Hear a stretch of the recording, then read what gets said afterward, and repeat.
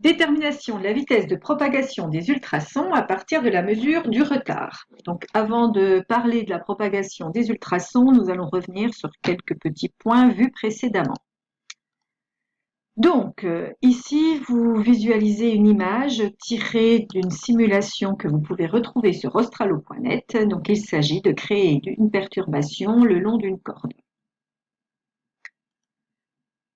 La perturbation, une fois créée, va se propager et nous allons repérer les instants où elle passe au point, où elle atteint le point M1 et où elle atteint le point M2. La perturbation vient d'être créée, le chronomètre a été mis en route. La perturbation a avancé, on la voit ici atteindre le point M1 à la date 6,35 secondes. La perturbation continue à évoluer, elle arrive au point M2, on repère à la date 11,55 secondes. À partir de là, nous devrions être en mesure de déterminer la vitesse de propagation de la perturbation le long de la corde. Comment? Grâce à la formule distance parcourue sur durée du parcours. On prend évidemment soin de prendre une distance parcourue et une durée du parcours en corrélation l'un avec l'autre. La distance parcourue ici est la distance entre les points M1 et M2. M1 est situé à 20 cm du point de départ, M2 à 35 cm. Et T2 moins T1 s'obtient, la durée du parcours T2 moins T1 s'obtient en soustrayant ici les deux dates. On obtient 2,9 10-2 mètres par seconde. Voilà pour la vitesse de la perturbation le long de la corde. La formule ici, M1, M2 divisé par T2 moins T1, en cours on l'a vu sous une forme un petit peu différente. M1, M2, on l'a appelé grand D. Quant à T2 moins T1, donc T2 date de passage de la perturbation au point M2 et T1 date de passage de la perturbation au point M1, on l'a appelé taux, taux qui veut dire retard. Du coup, la formule s'écrit V égale D sur taux. Faites attention, le taux n'est pas un grand T majuscule qui veut dire période. Cette formule, on l'a mis directement en application lors d'un TP. Lors de ce TP, on a visualisé une vidéo. Ici, on a extrait deux images, l'image 4 et l'image 8. On voit dans cette vidéo la perturbation ici. Donc, le front de la perturbation se trouve ici à l'image 4, puis la perturbation avance et on voit le front de la perturbation qui a atteint le point ici à l'image 8. Grâce à cette vidéo, on a cherché à déterminer la vitesse de propagation de l'onde. Alors pour ceci, on a essayé de l'échelle. Grâce à l'échelle et en repérant les deux positions du front de perturbation, on a pu déterminer la distance de parcours de la perturbation et on avait trouvé 3,3 mètres. Comment déterminer le retard? On sait que dans une vidéo, la durée entre deux images est de 40 millisecondes. Entre l'image 4 et l'image 8, il y a 4 images, ce qui fait un retard de 160 millisecondes. En appliquant la formule, on détermine la vitesse de propagation de 21 mètres par seconde. Donc, le sens de la propagation de l'onde était ici horizontal. Point de vocabulaire, la perturbation était créée verticalement, puisque le sens de création de la perturbation est perpendiculaire au sens de propagation. On parle ici d'une onde transversale. Si je prends le cas du ressort, par exemple, la perturbation ici a été créée suite à une compression des spires, une compression horizontale des spires. Donc, dans un sens parallèle au sens de propagation, on a affaire ici à une perturbation longitudinale. L'image d'après, on voit ici la perturbation qui a un petit peu progressé. Pourquoi je vous parle du ressort? Parce que la propagation de la perturbation du ressort est très très similaire à la propagation du son dans l'air. Donc imaginez ici la membrane du haut-parleur qui vibre. En vibrant, cette membrane va venir perturber la colonne d'air située derrière elle.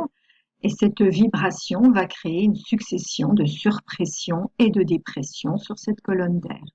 Et c'est le déplacement de cette succession de surpression-dépression qui va créer une onde sonore, voilà, entre le haut-parleur et derrière le récepteur, notre oreille. On peut visualiser une simulation de cette propagation sur australo.net. Donc vous imaginez ici donc la membrane qui vibre. En vibrant, elle va venir perturber les quelques molécules d'air situées derrière elle. Ces molécules d'air, en vibrant, en étant perturbées, vont venir perturber celles d'à côté, qui vont de nouveau venir s'agiter et créer une surpression. Ici, on voit la surpression lorsqu'elle atteint le point ici. La vibration de ces molécules d'air en surpression vont venir perturber de nouveau les molécules à côté et de proche en proche. Ainsi, la perturbation va évoluer pour la retrouver un peu plus tard ici. Donc là, on voit la surpression ici. On peut deviner ici une dépression. Évidemment, notre œil ne peut pas repérer ces zones de surpression, dépression qui évoluent. Donc, on va faire appel à des micros. Donc, le micro, c'est un capteur qui reçoit une onde sonore et suite à la réception de cette onde sonore, va émettre un signal électrique. Donc, le signal électrique que l'on pourra observer grâce à un oscilloscope sera directement à l'image de l'onde sonore qui aura été captée. Ici et là, je vais faire figurer le signal électrique émis par chacun des deux micros. Donc, je rappelle, signal électrique émis est à l'image du signal sonore reçu. Donc, visualiser le signal électrique, c'est comme visualiser le signal sonore. Vous imaginez dans un premier temps que la membrane, elle vibre et que la perturbation est en train de se propager ici, entre la membrane et le premier micro, le micro rouge. Tant que la perturbation est dans cette partie-là, le micro rouge comme le micro vert ne reçoivent aucune perturbation, donc on observe un signal plat. La perturbation atteint ici le micro rouge, donc le micro rouge va du coup, suite à cette perturbation sonore reçue, émettre un signal électrique, voilà, qu'on visualise ici. Évidemment, le micro vert qui est situé plus loin ne reçoit toujours rien, signal plat. Ensuite, la perturbation va continuer d'évoluer ici entre les deux micros. Pendant tout le temps que la perturbation effectue ce trajet, ni le micro rouge ni le micro vert ne reçoivent quoi que ce soit, signal plat pour les deux. La perturbation va arriver ici au niveau du micro vert. Le micro vert va donc réagir. On voit ici le signal électrique qu'il émet, suite à la réception du signal sonore. La perturbation ensuite va continuer à se propager derrière le micro vert. Aucun des deux micros ne pourra du coup réagir. De nouveau, signal plat pour les deux micros. Alors, comment mesurer la vitesse du son? Donc, dans un premier temps, ici sur l'axe horizontal de l'oscillo, qui est un axe de temps, on va pouvoir repérer le retard. Le retard de l'onde sonore lorsqu'il arrive au niveau du micro vert par rapport à son passage au niveau du micro rouge. Donc le retard, je l'ai représenté ici par la double flèche qui correspond au front à chaque fois de la perturbation. On aurait très bien pu choisir comme repère pour le retard cette durée ici. Ensuite, j'ai besoin de connaître la distance entre les deux micros. Donc la distance entre les deux micros, c'est facile, il suffit de la mesurer avec une règle. J'ai la distance, j'ai le retard, je devrais pouvoir avoir accès à la vitesse de propagation du son. Alors ceci, on l'a mis directement en application en TP, non pas avec un micro qui émet un son, mais avec un générateur de tension continue qui alimente directement un émetteur à ultrasons. Donc ce sont des ultrasons qui sortent de là, non pas des ondes sonores. Donc l'émetteur à ultrasons émet une onde ultrasonore et à la place de micro, l'équivalent des micros pour les ondes ultrasonores, ce sont les récepteurs à ultrasons. Donc ici, nous avons deux récepteurs à ultrasons équivalents aux deux micros de la simulation précédente.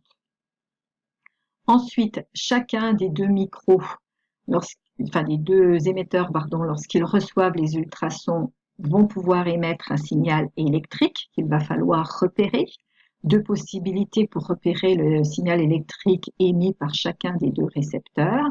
Donc la première possibilité, c'est de brancher chacun de ces émetteurs à une interface d'acquisition, laquelle est branchée ici à un ordinateur.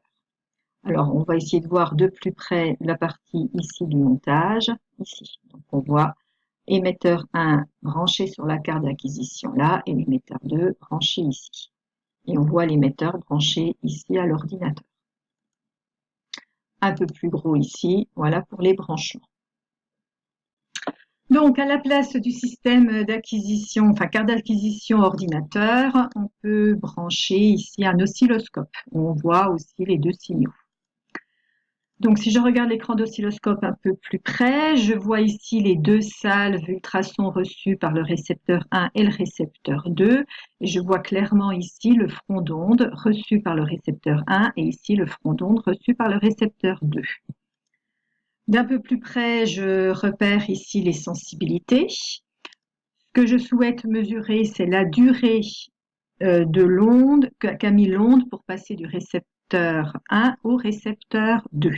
Donc c'est cette durée-là qui m'intéresse, qui est donc mesurée sur l'axe horizontal de l'oscilloscope. C'est donc cette sensibilité-là qui me sera utile pour la suite. Je rappelle qu'une division correspond à la taille ici d'un gros carreau. Donc je peux calculer la durée qui correspond à cette double flèche ici en prenant le nombre de divisions fois le balayage. Le nombre de divisions se compte à 3,4 divisions, le balayage 250 microsecondes par division, ce qui fait un retard de 850 microsecondes.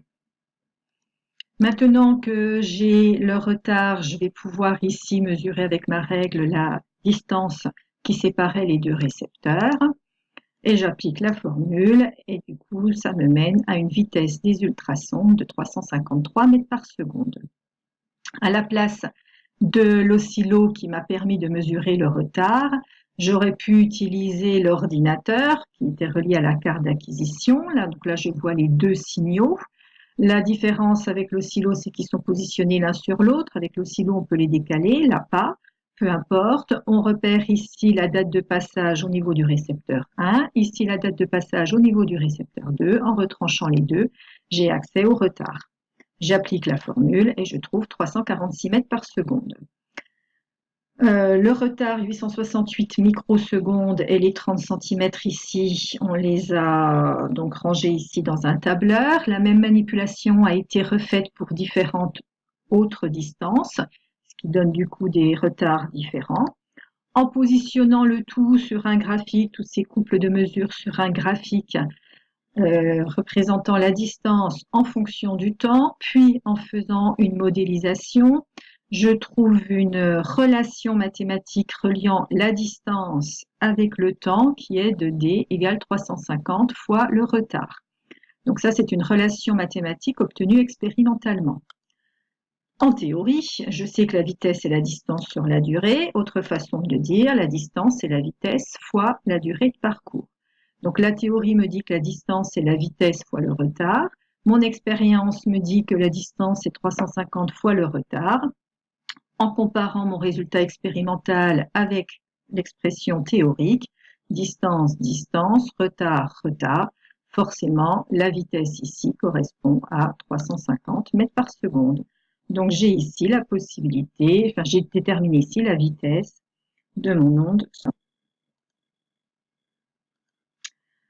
Cette vitesse aurait pu être obtenue grâce à cette autre formule théorique.